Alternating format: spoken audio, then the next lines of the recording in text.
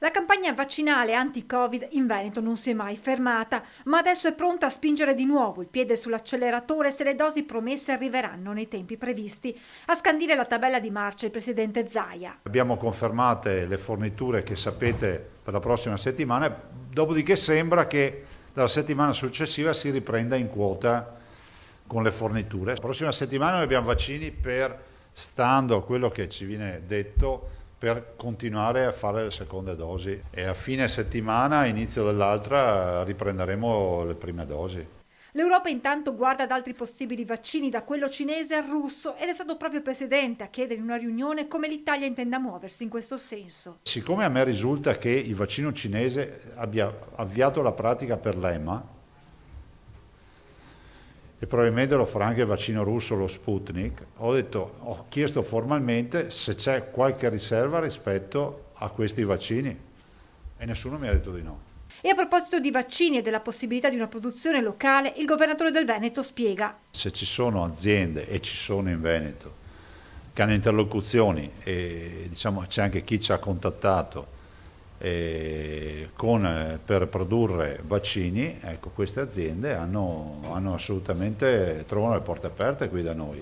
Mentre in alcuni paesi europei il virus continua a correre, in Italia, spiega Zaia, il trend è di decrescita e a sostegno di questo il monitoraggio dell'Istituto Superiore di Sanità parla di un R con T dopo 5 settimane sotto la soglia dell'1. Per i numeri che abbiamo avuto probabilmente qui da noi è passata, se non è passata c'è passata l'ondata che comunque non ci aspettavamo.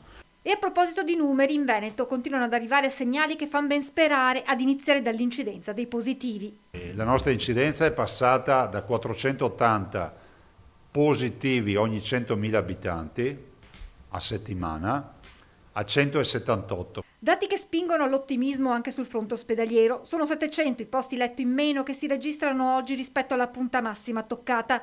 Da alcuni giorni, ha spiegato Zaia, è partita un'opera che in gergo sanitario si definisce di pulizia. Si stanno rendendo pulite da Covid parecchie strutture, quindi adesso magari c'è anche qualche movimentazione in più di pazienti Covid perché si vanno a concentrare su poche strutture. E nel giorno in cui il CTS si dovrà pronunciare sulla nuova geografia di rischio del paese, Zaia dice: abbiamo dati da fascia gialla. Accetteremo quello che verrà indicato dai tecnici. E proprio mentre i giornalisti chiedono anticipazioni sulla fascia che toccherà al Veneto. Guardate, se mi lasciate fare, ho visto che il ministro Speranza mi sta chiamando. Risponda.